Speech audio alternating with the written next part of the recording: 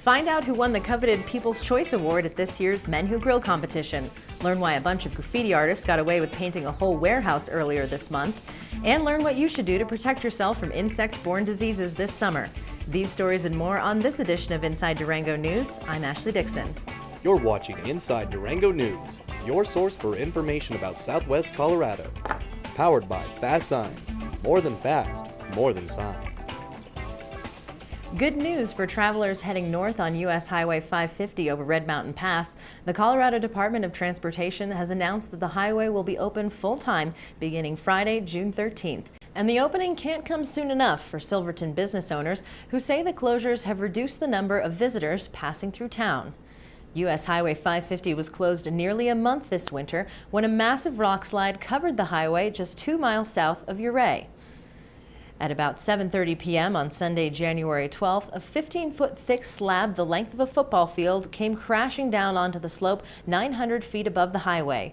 Smaller rocks that resulted from this large event continued to cascade down the cliffside for several days. The highway remained closed through February 10th, while CDOT crews and contractors removed additional rocks from the cliffside. They also set 600 feet of concrete barrier and a 20-foot high fence along the highway center line to contain some of the rockfall and protect drivers. They also installed 32 panels of heavy-duty chain-link netting transported by helicopters and anchored by crews on the steep slope. The mitigation work allowed the highway to be open to single-lane, alternating traffic through the rest of the winter. But CDOT resumed work on the slide area on April 28th, and the highway has been closed from 8:30 a.m. to 12:30 p.m. and from 1:30 to 6:30 p.m. Monday through Saturday since then. With an average count of 2,200 cars driving over Red Mountain Pass each day, the closures have significantly reduced visitors traveling through Silverton, according to Amy Dickinson, Executive Director of the Silverton Chamber of Commerce. Dickinson said she doesn't have any solid numbers about the closure's impact on the Silverton economy, but locals have told her that the volume of traffic is significantly lower than previous summers. CDOT has spent $1.4 million so far cleaning up the rockfall. A possible third phase may be required this fall. No word yet on when that work will get underway. In the meantime, if you want to know more about the road closures and construction delays on Colorado highways, log on to cotrip.org or call 511 anywhere in the state. The timing couldn't have been any better. Celebrants during the 32nd annual Animas River Days on June 6th through 8th enjoyed whitewater that averaged between 3,200 and 3,600 cubic feet per second, perfect for both novice and professional alike. That's what organizers said as river levels continue to drop this week. The Animas River hit its peak runoff this year between 6:30 and 7:15 a.m. on Monday, June 2nd. High flow was 5,080 cubic feet per second. Flood stage is a little more than 8,000 cubic feet per second.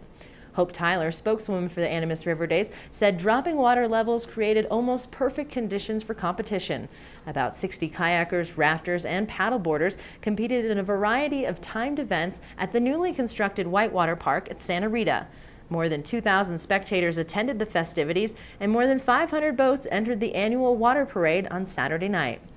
Tyler said the new Whitewater Park was a great addition and will help the organizing committee attract professional kayakers to future competitions. Low water flows in recent years have decreased the number of challenging rapids on the Animas. The reconstruction of the rapid creating walls and other obstacles at Santa Rita now will create the kind of big water that Olympic athletes seek for training and competition.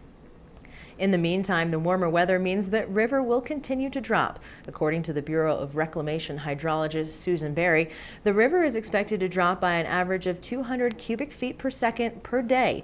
It should be flowing at a gentle 1,500 CFS by June 15th.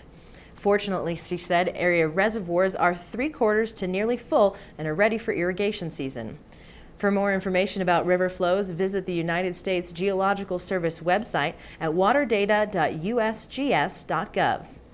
Up next, how a team of graffiti artists got away with tagging a whole warehouse. Who knew that I would be helping people into a cycling lifestyle for 34 years? And during that 34 years, things have changed a lot. Working on toys, basically.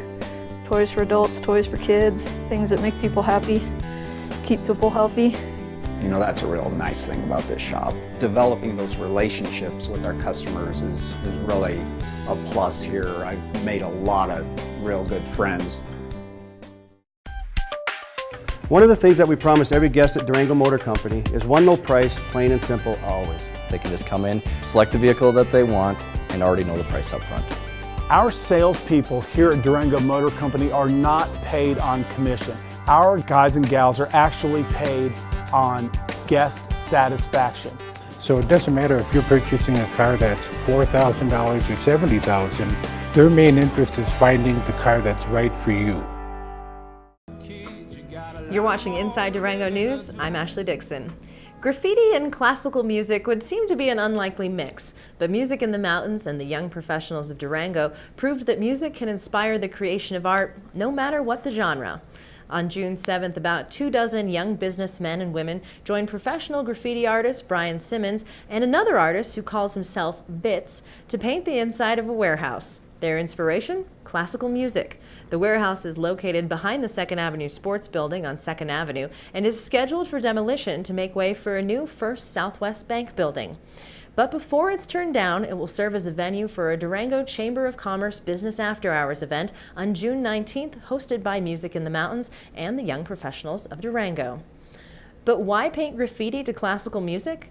According to Music in the Mountains Executive Director Angie Beach, classical music can be just as edgy, exciting, and appealing to younger generations as is the modern urban art form of graffiti.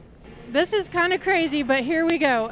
The Y-Pods are here helping out Music in the Mountains to totally graffiti art this whole warehouse for our event, our Business After Hours event on Thursday, June 19th. And so we've got several Y-Pods already here, more coming. We're all suited up, and they're learning how to graffiti paint, which is not something you really learn in a couple of hours. So we have some professional graffiti artists here too. Brian and Brandon are here, and they're going to kind of help us along and then go behind us and clean it up. But by Thursday, June 19th, this whole warehouse will be transformed for the Music in the Mountains Business After Hours. So why are we doing this? Because graffiti art is so edgy and fresh and now, and classical music has a bit of a stigma that we're trying to tear down, because classical music is also edgy and now, but a lot of people don't understand that. If you'd like to see what the artist accomplished, join the Durango Chamber of Commerce at Business After Hours starting at 5 p.m. on Thursday, June 19th at the warehouse behind 2nd Avenue Sports. Tickets are $7 per person and include refreshments. 52 dogs and cats now have new homes thanks to the annual La Plata County Humane Society Adopt-a-thon. The society holds the Adopt-a-thon every spring when the shelter fills up with puppies, kittens, and adult dogs and cats. 82 animals were available for adoption the weekend of June 6th and 7th. The Humane Society reduced adoption fees as an incentive and offered discounts at the thrift store. The society found homes for 52 animals, 6 fewer than last year.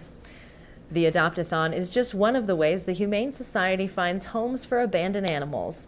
Some lucky dogs may find homes during the Humane Society's reading program offered through the Boys and Girls Club of La Plata County this summer. We take a dog, kids sign up, they get to sit down with the dog and read them a story for 20 minutes at a time. And it's a huge success. Some of our dogs have been adopted from kids that have read to the dog or their parents. We've had teachers that have adopted a few of our dogs. But it's getting our dogs out of the kennels for a few hours, involving them into the community, and getting kids excited about what goes on at our shelter. If you'd like to adopt a dog or cat, there are still plenty waiting for good homes. Visit the Humane Society website at lpchumanesociety.org. Honey Whiskey sealed the deal. That was the secret ingredient that the combined team of Honeyville and Bank of Colorado used to win the People's Choice and Judges' Choice Awards this year during the 11th annual Men Who Grill competition on June 7th in Buckley Park. They took the top 2 awards with several entrees and a dessert that all incorporated one of Honeyville's assortment of honey barbecue sauces, jams, chocolate sauces, and their newest product, honey sweetened whiskey. Honeyville owner Danny Culhane said that the team served 640 meatballs served with a honey smoked and chokecherry chipotle barbecue sauces. They also served a pork skewer marinated in honey bourbon sauce with pineapple dipped in apricot habanero jam. And for dessert, they served grilled bananas with a caramel sauce laced with their honey whiskey, a dollop of chocolate buzz sauce, and a touch of whipped cream. 13 other teams competed for Best Cuisine, Best Costume, Spiciest Entree, and Ladies' Choice, among others. Some of the more unusual entries included Fried Sweet Pickles by the Durango Motor Company and Green Chili Mac and Cheese by 99X and American General Media. Judges Ann Butler, Tim Walsworth, Carly Snyder, and Jem Bartlett said contestants went all out to wow the judges this year. You know, they're really high quality this year. Every single one has been good, and you have to wait till you've eaten them all to really have a sense who just blew your socks off. But the key is not to eat or clear your plate with every single booth, or you will explode. Or you'll get too full. I will say that DMR's entry was quite special. They were very unique this year, and so I don't know who will win. We got 8 more to go. But I am very impressed with their menu. The event is a signature fundraiser for the Women's Resource Center. More than 500 fans attended the all-you-can-eat event and helped to raise more than $18,000 to support the center's work with women. The center offers an open door 5 days a week to women from all walks of life who seek help finding the community resources they need to take care of themselves and their families. For a complete list of winners from the Men Who Grill, find the Women's Resource Center website at wrcdurango.org. Up next, a look at the one-of-a-kind jewelry creations that were selected for the Top Jewels exhibit at the Durango Arts Center. Then stay tuned to learn how you can avoid infections from summertime's nasty pests. Durango Party Rental is the source in the Four Corners for weddings and special events. We offer the largest and highest quality selection of tents and events equipment in the area. Our full-service professional event consultants can provide the care and attention to detail that result in a flawless event, so you can relax knowing you are in good hands. Be sure to check out our incredible private event venue at La Platte Pond. Give us a call or visit our website to see how we can help you put it all together perfectly. Welcome to the Irish Embassy Pub Durango. We import the majority of our products straight from Armagh, and let's get it right. You want your Guinness directly imported from Dublin. You want it stored at precisely the right temperature. And you want the pour to be a matter of taste and science. You want to pull with the patience and precision that it deserves. And if that wasn't authentic enough, you want to enjoy it in a pub where the shelves are stocked with 24 different kinds of Irish whiskey. Yes, you want the true Irish experience. Come visit us at the Irish Embassy Pub Durango. Rings, pendants, brooches, necklaces, 142 pieces from 72 artists from 28 U.S. states have been selected for the Top Jewels juried art exhibit at the Durango Arts Center. Inside Durango News joined the artists at the exhibit's opening reception. Then stay tuned for a visit with the San Juan Basin Health Department to learn how to protect yourself from insect and animal-borne diseases. Hi, I'm Jane Gould, and we're here this evening at the Durango Arts Center for the opening reception of Top Jewels. I have to say that I think Over the Top Jewels would have been a much better name for this event. The jewelry on display here is absolutely amazing. It ranges from bizarre to outrageous and gorgeous. The jewelry work here on display is all for sale, and the proceeds will benefit the Durango Arts Center as well as the artists themselves. Hi, this is Regina Hogan, and she is the chair of New Face Productions, and she is responsible for heading up a lot of people to make this event happen. Well, New Face Productions actually started about 4 years ago, and just a group of people who love the arts and felt like they wanted to do something to save the Arts Center and to contribute to adult programming, bring in cutting-edge, exciting events here that just haven't happened in Durango before. I'm here with Jeff and Susan Weiss, who juried the Top Jewels event, and they are renowned jewelry artists and painting artists in their own right. They selected 150 pieces out of over 450 entries. Can you tell us a little bit about how you decided what was the best work? Well, I guess generally we're looking for just work that is exciting, that we respond to visually. So, and it could be, any kind of object. And the use of materials is really important. It's just a gigantic move, really a movement in this country in the last 20 years. People use a lot of different materials. The work here is like an art exhibit in a wonderful museum. These are all works of art, and you just want to come back over and over to this show, don't you? I and agree. Just keep looking. Well, there's so much to see, and you cannot get it all in one viewing. Oh no, you need time with these pieces because they are so complicated. Many of them are very complex. So be sure and stop by in the next few weeks to see this incredible show.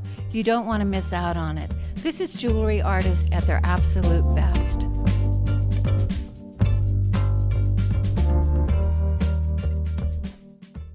You can still see the exhibit in the Durango Arts Gallery through June 28th. You can visit durangoarts.org.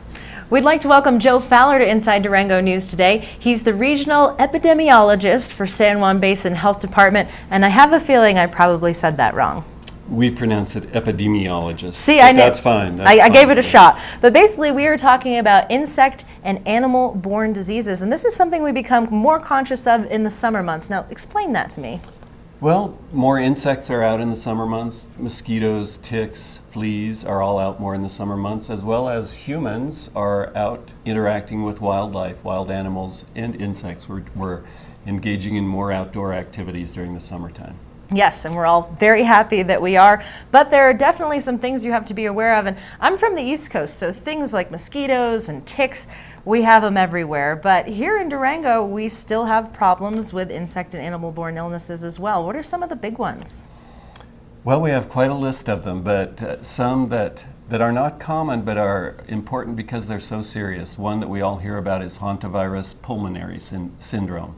It's a viral illness spread through mice, deer mice in particular. Okay. And it's when humans come into contact with the droppings, the urine, or the saliva of mice. So it occurs when people clear out sheds, wood piles, things like that, stir up the dust that has the mouse feces or urine in it. Well, and especially this time of year, if you're doing a garage sale or you're emptying out an attic, that seems like prime condition. It is, it is. So what are some of the symptoms? Because that one sounds particularly dangerous. What are some of the symptoms of that? It usually occurs sometime around 2 or 3 weeks after the exposure, can be anywhere between 1 and 6 weeks. It occurs with sudden onset of fever, severe body ache, especially lower back of your legs, progresses rapidly to a cough and breathing difficulties. So sometimes people have that exposure, then they get a stuffy nose, allergy type stuff. That is not part of hantavirus. Okay. But it sounds like it could be almost misconstrued as flu-like symptoms. It can, but it is more severe and people become very ill with it, typically. So I'm guessing this is something, if you're experiencing those and you think you might have come in contact, this is a seek treatment right away kind of situation. That's correct. We've had 3 cases in Colorado so far this summer. So far this summer? Yes. Wow. Any in La Plata County of recent memory, or? No. But not to say that there isn't a chance that there could be. That's right. La Plata County historically has a relatively high number for the state of Colorado. Interesting. So that is a big one. I know rabies is another one that a lot of people have heard of and talk about. I mean, how common is that really in our area?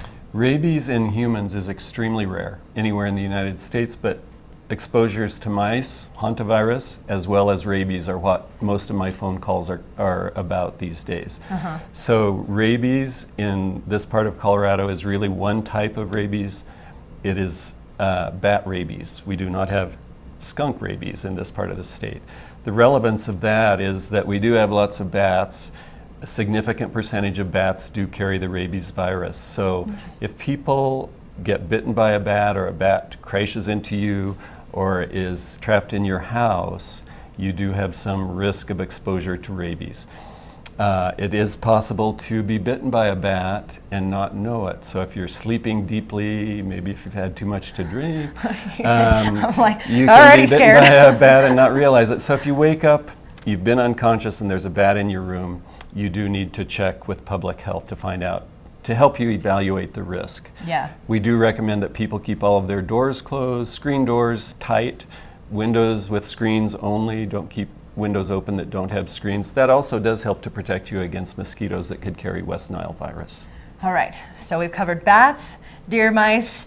Now, you can still go outside, you know, this is not something to live in perpetual fear of, but it's good to be aware of kind of what you can do to prevent. So obviously tips like closing your screen door and being more conscious of that.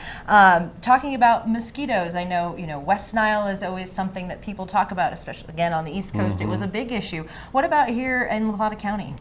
It varies year to year. We had a lot of cases early on when West Nile emerged. Since then, we've had fewer cases. However, we can never predict how many cases there will be. Many cases go undiagnosed. But the key things to remember are that mosquitoes prefer to feed at dusk and dawn. So if you're out during those hours, wear mosquito repellent that contains at least 20% DEET. Wear long sleeves and long pants if you need to. Again, keep your doors and windows closed unless they have screens on them. Try to eliminate standing water around your house. So even dog bowls, bird feeders, things like that. And if you have a decorative pond, there are mosquito pucks you can put in the pond, which are not harmful to fish or wildlife or domestic animals, but they will kill mosquito larvae. And I'm sure if you're close to the river or a creek, that's probably another prime location for their breeding. That is right, although usually it's fast-moving water is not as much of a problem as standing water. All right, so even dog bowls, that's kind of, right. I wouldn't have even thought that. And then we were talking earlier before the broadcast about ticks. And I was going to say, I haven't seen a tick since I've moved here, but we still do have, you know, different tick-related illnesses as well. That's right. The most common tick-borne illness in Colorado is Colorado tick fever. Many cases of Colorado tick fever go undiagnosed, but it is 3 to 5 days after an exposure. People get fever, headache, body ache, those typical things. Usually resolves after 4 or 5 days. You then may have a couple of days where you feel better and then have a relapse for a couple of days. There is no distinct treatment for it, it's just supportive. But we certainly do recommend, again, wearing bug repellent. The same bug repellent that will protect you from West Nile virus or those mosquitoes will also help to protect you from ticks. And the good news about if you ever do get it, even if you don't know it, if you ever get Colorado tick fever, you are immune for life. You never get it twice. Oh, that's good to know. So you got that going for you. Rocky Mountain spotted fever is extremely rare in this part of the United States. It was originally identified in the Rocky Mountains, and that's where it got its name. But it's far more common in the South Atlantic states. Interesting. So this is a lot of information that we've gone over, and obviously people who are watching might have some more questions. Where's a good place for them to go to get some more information about prevention and symptoms? You can go to the San Juan Basin Health Department website. You can also go to www.cdc.gov. Perfect. Both of those have all sorts of information. And you can also call me at San Juan Basin Health Department. My phone number is 970-335-2077. Perfect. Well, thank you so much. I learned a lot, so I can only imagine that the viewers at home learned a lot as well. So I appreciate you coming in. Thank you very much for having me. Thank you. So we're going to be back in just a minute with your weekly updates. It's full steam ahead at the Durango and Silverton Narrow Gauge Railroad. Enjoy a historic trip through southwest Colorado's rich scenery with daily train excursions through the spectacular San Juan Mountains. See the world-famous 400-foot drop at the High Line. Relax as you chug along the Upper Animas River and spend an afternoon in the historic mining town of Silverton. Stop by the depot or call 247-2733. Get more information on our website at durangotrain.com. If you love Durango, grab this edition of Durango Magazine today. Explore Durango's vibrant art scene in a nearby city that disappeared. Discover what's happening on the Animas River and what Durango families do for fun with their kids. Dining guide and Durango's dream homes too. Captivating stories, award-winning design, and stunning local photography. Durango Magazine, serving people who love Durango since 1986. By mail, your hotel room, free racks all around town, and at Magpie's newsstand. You're watching Inside Durango News. I'm Ashley Dixon, and here are your weekly updates. An advanced whitewater survival skills class will be offered June 13th, 14th, and 15th by Mild to Wild Rafting. The class will cover advanced hydrology, boat and swimmer rescues, multiple victim scenarios, and advanced rope rescue techniques for ages 16 and older. Cost is $249. Visit mildtowild.com to register. The Durango Motor Expo Classic Car Show will return from 10 a.m. to 3 p.m. on Saturday, June 14th on Main Avenue. Expect dozens and dozens of cars of all makes, models, and vintages. More than 100 awards presented. Visit DurangoMotorExpo.com. Then head on down to Buckley Park for the Powerhouse Science Center Who's Your Daddy fundraiser, scheduled for 11 a.m. to 7 p.m. on Saturday. Food, booths, beer gardens, live music, lots of games, and fun scientific experiments for kids make this a great family outing for the day. Visit powsci.org for more information. That's it for this week's Community Updates. The Community Calendar is brought to you by what'shappeningdurango.com. Post your free event today and join the one-stop, easy-to-use events calendar for Durango. I'm Ashley Dixon. Thanks for watching Inside Durango News, and remember, keep watching. You'll like what you see. Tune in weekly to watch Inside Durango News, your source for what's going on in Southwest Colorado. Powered by Fast Signs. More than fast, more than signs. You can watch Inside Durango News anytime at durangotv.com.